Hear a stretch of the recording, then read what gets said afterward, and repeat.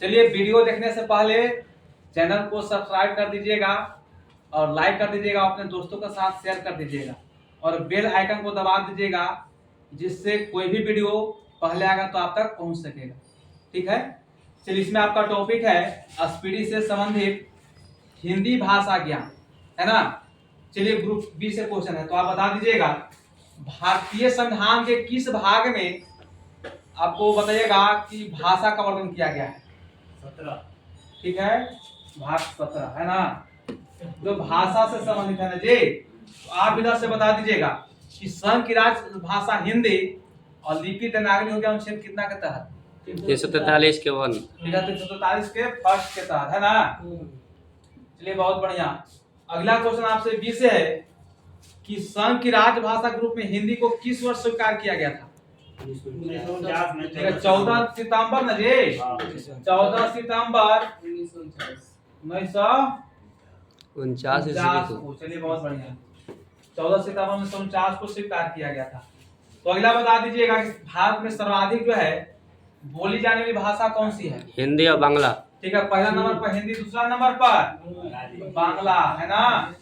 चलिएगा, बता दीजिएगा किस भाषा को इटालियन ऑफ द ईस्ट कहा जाता है? ठीक है, तेलुगु भाषा को इटालियन ऑफ द ईस्ट कहा जाता है। चलिए, ठीक है, तो अगला बता दीजिएगा पंजाबी भाषा किस लिपि में लिखी जाती है? गुरुमुखी। ठीक है, पंजाबी भाषा जो है गुरुमुखी लिपि में लिखी जाती है। चलिए, अगला क्वेश्चन आपसे है कि संविधान के 8वीं अनुसूची में वर्तमान में कितनी भाषाओं का वर्णन मिलता है? ठीक है, 22 भाषाओं का वर्णन मिलता है।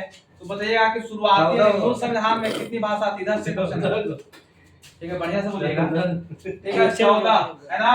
ठीक है, 14 भाषा का वर्णन है ना मूल संविधान में मिला है, यानी मूल संविधान में 14 भाषाओं का वर्णन किया गया था। जी सर। वर्तमान में 22 भाषा है।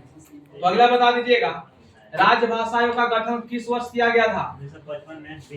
ठीक है, बीजी खेल के द्वारा 1955 में किया गया था ना जी। चलिए, बहुत बढ़िया। तो अगला बता दीजिएगा इधर से, है ना। अच्छा, भारत के किन किन राज्यों में है ना राजभाषा के रूप में अंग्रेजी को दर्जा प्राप्त है? अरुणाचल प्रदेश, मेघालय, नागालैंड। अरुणाचल प्रदेश, नागालैंड और मेघालय। मेघालय। हाँ, चलिए, बहुत बढ़िया है। अगला बता दीजिएगा भारत के प्रथम राज कवि कौन थे? बताइएगा। ठीक है, मैथिली शरण गुप्त, है ना। तो उधर से बता दीजिएगा। क्वेश्चन आपसे ये से ना जी, तो आपको बताना है कि आधुनिक युग का तुलसी किसे कहा जाता है? मैथिली शरण गुप्त को। ठीक है, मैथिली शरण गुप्त को आधुनिक युग का तुलसी कहा जाता है ना। चलिए, अगला बता दीजिएगा। आपसे क्वेश्चन है कि आधुनिक युग की मीरा किसे कहते हैं जी? ठीक है, आधुनिक युग की मीरा कहते हैं महादेवी वर्मा को कहते हैं ना। तो अगला क्वेश्चन है हिंदी विषय पर प्रथम पुरस्कार पाने वाले व्यक्ति कौन? सुमित्रानंदन पंत। ठीक है, हिंदी विषय पर प्रथम बार पुरस्कार पाने वाले व्यक्ति सुमित्रानंदन पंत है ना। चलिए, बहुत बढ़िया है। अगला क्वेश्चन आप बता दीजिएगा कि भारतीय आत्मा के रूप में किसको जाना जाता है? भारतीय आत्मा के रूप में, हाँ, चतुर्वेदी को। ठीक है, माखनलाल चतुर्वेदी को हाँ। भारतीय आत्मा के रूप में जाना जाता है ना। और आधुनिक युग का मीरा कहते हैं महादेवी वर्मा को कहते हैं। तो आप बताइएगा संस्कृत व्याकरण के जनक कौन है जी? पाणिनि। ठीक है, पाणिनि। तो आप बताइएगा कि अष्टाध्यायी के लेखक कौन है? अष्टाध्यायी के पाणिनि लेखक। ठीक है, अष्टाध्यायी के लेखक पाणिनि है। चलिए, अगला बता दीजिएगा। आपसे क्वेश्चन है संसार का सबसे बड़ा महाकाव्य क्या है? महाभारत। महाकाव्य भारत है ना, महाभारत हो गया। तो ये शांत रहिएगा। अगला क्वेश्चन 20 है ना। हाँ, साइलेंट पर रहिएगा बना करके। अगला क्वेश्चन 20 है, आपको बता देना है कि महाभारत की रचना किस द्वारा किया गया था? ठीक है, महाभारत के रचनाकार कौन थे? वेद व्यास, है ना। वेद व्यास थे। तो आप बताइएगा विश्व का आदि महाकाव्य किसे कहा जाता है? रामायण को। ठीक है, आदि महाकाव्य कहा जाता है रामायण को, है ना। बताइएगा रामायण के लेखक कौन थे जी? ठीक है, हाँ, रामायण के लेखक कौन? महर्षि वाल्मीकि थे, जो संस्कृत भाषा में लिखा गया था जी। तो आप बताइएगा इधर कि रामचरितमानस लेखक कौन थे? ठीक है, तुलसीदास। ठीक है, रामचरितमानस के लेखक है तुलसीदास। जो रामचरितमानस को किस भाषा में लिखा गया था? उधर से बोलिएगा। गलती कीजिए सर जी, आप दोबारा शांत थोड़ी रहिएगा। अभी जब तक डिसीजन नहीं देते हैं ग्रुप से। अवधी भाषा में। ठीक है, अवधी भाषा में है ना? ठीक है, अवधी भाषा में है ना? चलिए, बहुत बढ़िया। ऑप्शन है। तो अगला बता दीजिएगा। ठीक है, हिंदी का बड़ा महाकाव्य बोलिएगा क्या है? बोला। हिंदी का बड़ा महाकाव्य क्या है? हिंदी का वही रामचरितमानस। बोल दिए तो लोड कर देंगे। ऐसा कोई बात नहीं है। तो फ्रेश इसको लिया जाएगा, दोनों साइड से बराबरी चलता है, ऐसा बात नहीं है। बोलिएगा, फिर से क्वेश्चन सुनिएगा। हिंदी का सबसे बड़ा महाकाव्य क्या है? पास उधर से बोलिए। पृथ्वीराज रासो। ठीक है, पृथ्वीराज रासो। तो आप बताइएगा पृथ्वीराज रासो के लेखक कौन है? चंद्रवर्ण दास। ठीक है, चंद्रवर्ण दाई है ना? चलिए, बहुत बढ़िया। अगला बता दीजिएगा। अच्छा बताइएगा, हिंदी भाषा जो है किससे संबंधित है जी? जैसे बोलिए कुछ। हिंदी भाषा किससे संबंधित है? मतलब मोबाइल बंद कीजिएगा उधर से। मतलब कैसे? हाँ, ठीक है, कोई बात नहीं। चलिए, हिंदी भाषा जो है ना किससे संबंधित है, माने किस कोई जगह विशेष से है, बताइएगा। उधर से बोलिए तो इंडो यूरोपियन। समझ गए आप? ठीक है, इंडो यूरोपियन से संबंधित है हिंदी भाषा। चलिए, अगला बता दीजिएगा। आपसे क्वेश्चन। अच्छा, सुकुमार कवि कौन है जी? आए। सुकुमार कवि के नाम से कौन जाने जाते हैं? सुमित्रा। ठीक है, सुमित्रा नंदन पंत। तो बताइएगा, भारत का शेक्सपियर किसे कहा जाता है? कालिदास को। ठीक है, बहुत बढ़िया, कालिदास को। भारत का शेक्सपियर कालिदास को कहा जाता है ना? चलिए, अगला बता दीजिएगा। विश्व की सबसे प्राचीन भाषा क्या है जी? सुमेरियन। ठीक है, सुमेरियन। विश्व की सबसे प्राचीन भाषा क्या है? सुमेरियन। सुमेरियन। चलिए, अगला बता दीजिएगा।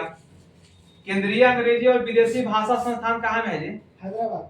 ठीक है, हैदराबाद। कहाँ? हैदराबाद। हैदराबाद में स्थित है ना? तो अगला बता दीजिएगा। आपसे क्वेश्चन है, इंस्टीट्यूट ऑफ एडवांस स्टडीज कहाँ में स्थित है? हाँ, रूबी से। शिमला में। ठीक है, शिमला में। कहाँ में? शिमला में स्थित है। तो चलिए, अगला क्वेश्चन आपसे है, भारत में आधुनिक शिक्षा के जन्मदाता कौन है जी? या किसे माना जाता है? भारत में आधुनिक शिक्षा के जन्मदाता किसे माना जाता है? बोलिए। बड़े तेज। काची? भारत में आधुनिक शिक्षा के जन्मदाता किसे माना जाता है? ठीक है, चार्ल्स ग्रांट है ना? चार्ल्स ग्रांट को। तो अगला बता दीजिएगा, भारत का आइंस्टीन किसे कहते हैं जी? ठीक है, नागार्जुन को कहा जाता है भारत का आइंस्टीन, है ना? चलिए, अगला बता दीजिएगा। अच्छे बताइएगा अगला से, कलम का सिपाही किसे कहा जाता है? प्रेमचंद। ठीक है, मुंशी प्रेमचंद। बताइएगा, हॉकी का जादूगर बताइएगा। ठीक है, मेजर ध्यानचंद को कहा जाता है ना? अगला बता दीजिएगा। आपसे क्वेश्चन है, प्रथम हिंदू विधि निर्माता कौन थे? मनु। ठीक है, मनु। कौन थे? मनु। प्रथम है ना हिंदी, हाँ, प्रथम जो है विधि निर्माता कौन थे? मनु। मनु थे। तो अगला बताइएगा, देश की प्रथम विश्वविद्यालय कौन सी है?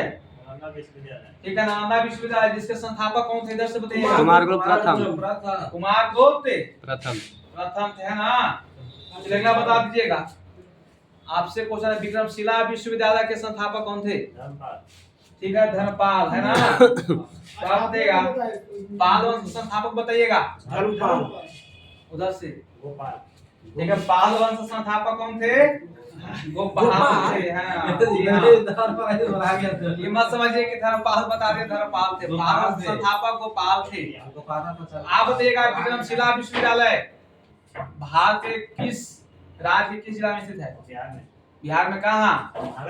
ठीक है, विक्रमशिला जो है ना भागलपुर में है। हाँ, बिहार के भागलपुर जिला में स्थित है जी। चलिए, अगला बता दीजिएगा। आपसे क्वेश्चन है, ठीक है, कहाँ पर सभी भाषाएं मान्य है जी? यहाँ है। बोलिए। इलाका देश वाला हुआ है। कौन देखा देश? Vatican city. अरे वही सबसे छोटा ना है जी, बताइए तो। सब भाषा बाबू मान्य है, बताइए क्या बात है? Vatican city. जनसंख्या में छोटा, क्षेत्रफल में छोटा, है ना? चलिए, प्रथम हिंदी सम्मेलन बताइएगा कब और कहाँ में हुआ था? 1975 नागपुर में। ठीक है, 1975 में नागपुर में हुआ था, ठीक है। तो वोलेंटियर से बजा